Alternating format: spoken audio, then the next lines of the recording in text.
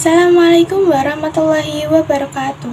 Perkenalkan, nama saya Siti Aisyah, nomor absen 29 dari kelas 10 HKL 2. Di sini, saya akan menceritakan bab 5, yaitu meneladani peran ulama penyebar ajaran Islam di Indonesia. Perlu kalian pahami bahwa agama Islam sangatlah mudah diterima oleh penduduk di Indonesia loh, dikarenakan mudahnya syarat-syarat untuk masuk ke agama Islam, yakni cukup mengucapkan 2 kalimat syahadat, yaitu syahadat tauhid dan syahadat rasul. 1. Masuknya agama Islam di Indonesia. Wilayah Nusantara sangatlah luas loh, maka sulit untuk memastikan wilayah mana yang pertama kali menerima ajaran Islam. Oleh karena itu, ada beberapa teori tentang masuknya ajaran Islam di Indonesia, sebagaimana diungkapkan oleh Ahmad Mansur Suryanegara dalam buku Api Jilid 1. A. Teori Gujarat oleh Profesor Shlok Herje. Menurut teori ini, Islam masuk ke Indonesia dari Gujarat, wilayah Kerajaan Samudra Pasai merupakan daerah pertama penerima ajaran agama Islam, yakni pada abad ke-13 Masehi. Teori ini tidak menjelaskan secara rinci antara masuk dan berkembangnya ajaran agama Islam. B. Teori Makkah oleh Profesor Buya Hamka. Menurutnya, Islam masuk ke Nusantara pada abad ke-7 Masehi. Berdasarkan berita Cina dinasti Tang, ditemukan pemukiman saudagar Arab di wilayah pantai barat Sumatera. Kerajaan Samudra Pasai didirikan pada abad ke-13 Masehi atau tahun 1275 Masehi. Artinya, bukan awal masuknya Islam, tetapi merupakan perkembangan ajaran Islam. C. Teori Persia oleh Profesor Husain Jajadiningrat. Menurut teori ini, Islam masuk dari Persia dan bermazhab Syiah. Teori ini dipandang lemah, karena tidak semua pengguna sistem baca tersebut di Persia sebagai penganut Syiah. Sedangkan, mayoritas Muslim Jawa Barat bermazhab Syafi'i sekaligus berpaham Al-Sunnah wal Jamaah, bukan pengikut Syiah. D. Teori Cina oleh Profesor Dr. Slamet Muljana. Menurut Slamet Muljana, Sultan Demak merupakan keturunan Cina. Tetapi, menurut kebudayaan Cina, penulisan sejarah yang terkait dengan penulisan nama tempat dan nama orang yang bukan dari negeri Cina, jadi ditulis menurut bahasa Cina. E. Teori maritim oleh N.A. Balanch. Hubungan perdagangan ini semakin lancar pada masa Khulafaur Rasyidin. Menurut N.A. Balanch, hal ini terjadi karena umat Islam memiliki kemampuan dalam penguasaan perniagaan melalui jalur maritim. Melalui jalur pada abad ke-1, Islam dikenalkan di sepanjang jalur niaga di pantai tempat persinggahannya. 2. Perkembangan Kesultanan di Indonesia. Masa perkembangan agama Islam adalah kurang waktu pada umat Islam telah membangun kesultanan sebagai bentuk kekuasaan politik. Istilah kerajaan berubah menjadi kesultanan dan istilah raja berubah menjadi sultan. Salah satu motif para raja memeluk Islam adalah untuk mempertahankan kekuasaannya, karena mayoritas rakyatnya sudah memeluk Islam terlebih dahulu. Periode Khulafaur Rasyidin, Bani Umayyah, Bani Abbasiyah, Fatimiyah, hingga Kesultanan Turki Utsmani. Kemudian diikuti dengan runtuhnya pengaruh Hindu-Buddha di India, dan munculnya kerajaan Moghul. Sejarawan Belanda pada masa kolonial membagi periodisasi sejarah Indonesia menjadi 4, yaitu 1. Zaman animisme dan dinamisme, 2. Zaman Hinduisme dan Buddhisme, 3. Zaman Islamisme, 4. Zaman Katolikisme dan Protestanisme. Dengan demikian, terbentuklah Kesultanan Islam di berbagai wilayah di Indonesia. Tumbuhnya Kesultanan Islam di Indonesia dilepaskan dari sebab timbulnya politik dari luar Indonesia. 3. Tokoh penyebar ajaran Islam di Indonesia. 1. Sultan Malik As-Saleh, 1267 sampai 1297 Masehi. Meurah Silu atau Sultan Malik As-Saleh merupakan pendiri dari Raja pertama Samudra Pasai, berdiri pada tahun 1267 Masehi. Setelah masuk Islam, Meurah Silu bergelar Sultan Malik As-Saleh dan berkuasa selama 29 tahun. Kesultanan Samudra Pasai merupakan gabungan dari Kerajaan Peuriak dan Kerajaan Pasai.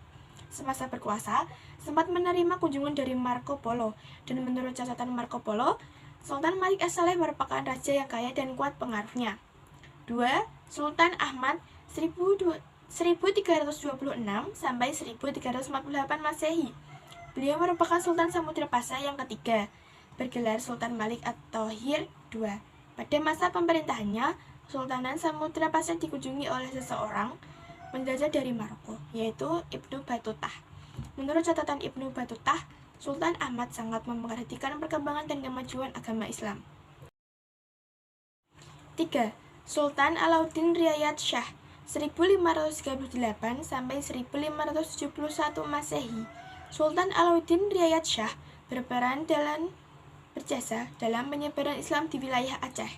Beliau mendatangkan ulama-ulama dari Persia dan India untuk mengajarkan agama Islam di Kesultanan Aceh. Bahkan pada masa kepemimpinannya, ajaran Islam sampai ke Minangkabau dan Indapura. 4. Wali Songo 1404 sampai 1546 Masehi. Wali Songo merupakan 9 wali atau sunan yang menjadi pelopor penyebar agama Islam di Pulau Jawa. Mereka menggunakan berbagai saluran dakwah, di antaranya kebudayaan, kesenian, pendidikan, pernikahan, perdagangan, dan politik.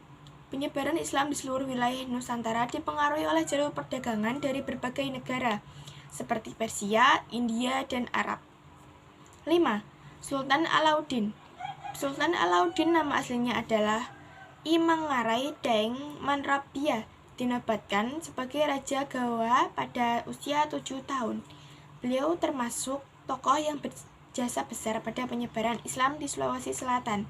Beliau berhasil mengislamkan kerajaan Sopeng, Wajo, dan Bone. Datuk Tunggang Parangan.